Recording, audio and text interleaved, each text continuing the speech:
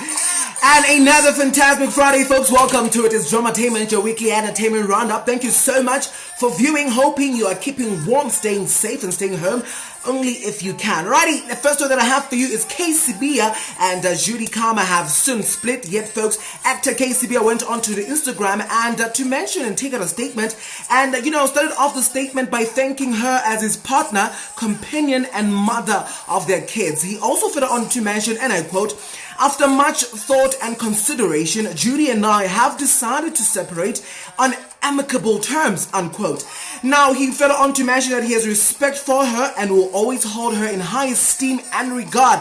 Now, the comment or rather the statement didn't really have the comment section on Instagram. Seemingly, this is a trend with most celebrities are doing it when they are giving a statement of their splits, because this is another split in the entertainment industry.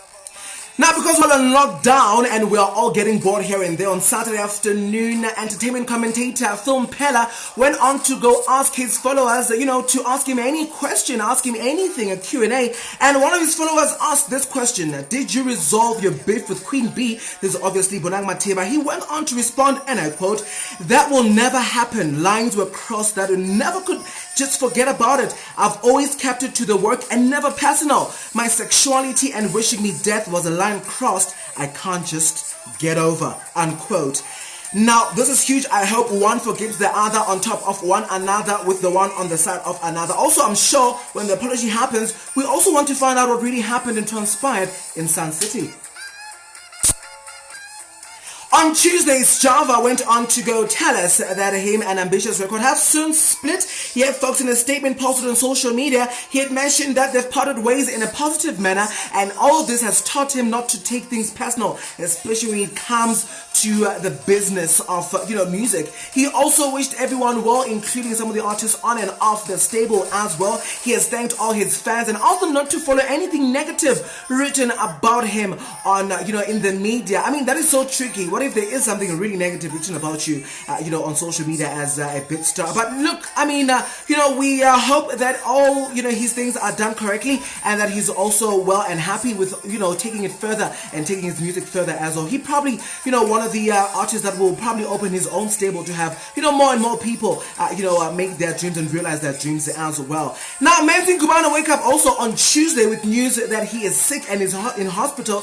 Hashtag pray for Menzin Ngubane. Now, he went on to social media and to mention on his Twitter account, hashtag, "It's fake news. I've reported this person. Please help me stop this barbaric behavior," unquote. Now, this is a fake ENC account that keeps popping in and out of fake news on social media.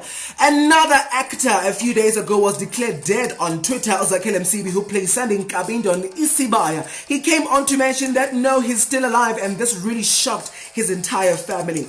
Now, Zozi Tunzi, our reigning Miss Universe and, former Miss SA, has come out on social media, to ask for forgiveness for some of his, malicious Facebook, tweets and tweets as well that she has, put in out. And because this has happened, with regards to the same breath of Bianca, who wanted to be, Miss SA in 2020, whose files were taken out from 2014. So, we wish, Zozi well, and wish that she's doing well. I know this is not nice, because a lot of people on social media, come out guns blazing to try and demolish other people's spirits. Now, a huge congratulations to Boy Tutulo for being signed in on Def Jam Records in Africa. Yep, folks, Def Jam, I beg your pardon.